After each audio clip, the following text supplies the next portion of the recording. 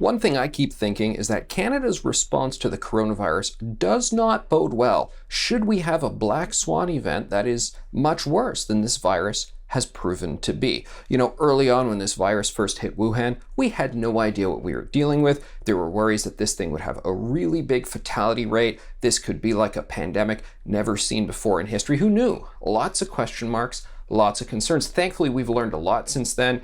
Obviously, treatments have developed. You've got the vaccines now, and we've just learned that the fatality rate is thankfully not as high as it could have been, not as high as we first feared. However, we really haven't necessarily adjusted our expectations, our responses, our attitude towards lockdowns commensurate with all of that.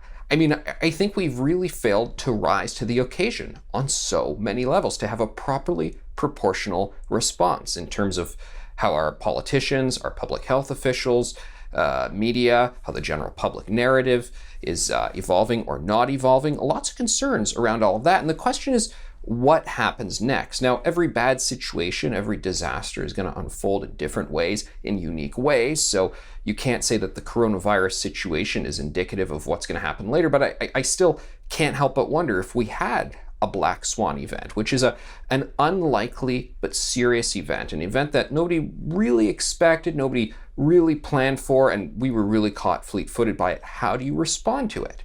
Now, these things vary in what they are. Black swan events, well, 9/11 has been described as one. I wrote a book called Pulse Attack, which actually strives to separate the fact and fiction, break down the possibility, probability of what happens if the whole electrical grid across, say, North America collapses. How do you get it back up? How do you deal with it? This could happen through naturally occurring phenomenon, concerns about solar flares.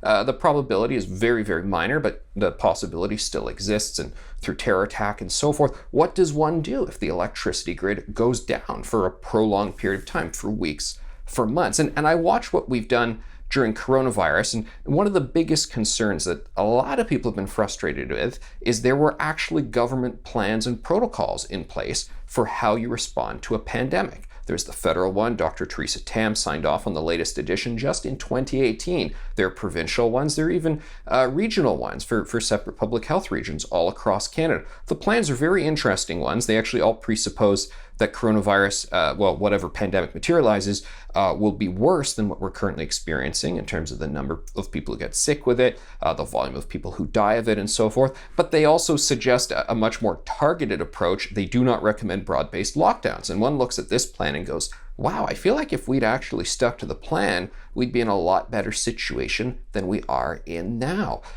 We have all these other potential negative events, all these catastrophes, disasters that, are we even really planning for them? Are we really attuned to them? Even if we do plan for them, would we actually follow the plans? And well, I wish I could say something positive at the end of all of this, but I don't have too much positive to say. It's really worrisome about what about the next time something hits the fan? How will we respond? And I think we got to talk about that a bit more.